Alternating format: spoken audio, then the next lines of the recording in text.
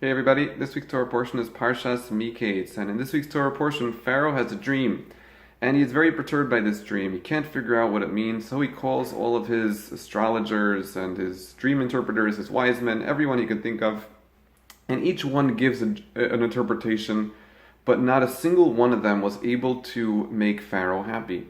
And he goes through person after person, and it got to the point where the Medrash says he was starting to get sick, which made everybody scared, because as we know, one of the cute things the king of Egypt used to do was that when the king would pass away, all of his high officials would be forced to pass away along with him and die and be buried with him. So they were getting very, very nervous, trying to think of different ways to interpret this dream in a way that would make him happy. And no matter what they tried, it didn't work. Until finally, out of desperation, one of them tells him to seek out the Jewish servant who is in the prison, Yosef, which he does. He brings him out, and Yosef gives an interpretation that Pharaoh is very happy with, and thus ends the saga.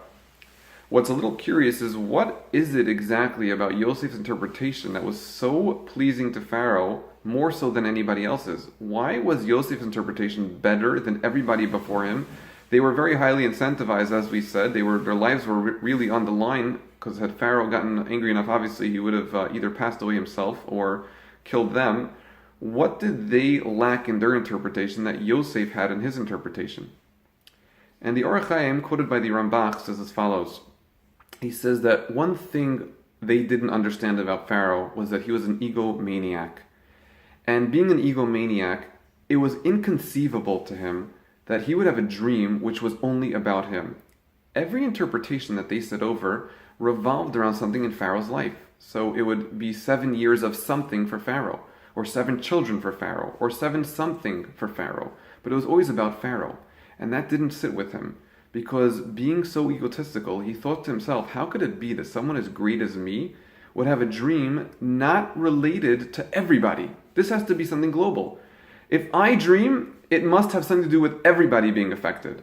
And it wasn't until Yosef came along and told him that his dream was interpreted in a way which affected the entire Egypt that he was really satisfied. Because egomaniacs need to know, in order to be happy, that it's not just about them. What they do affects everybody.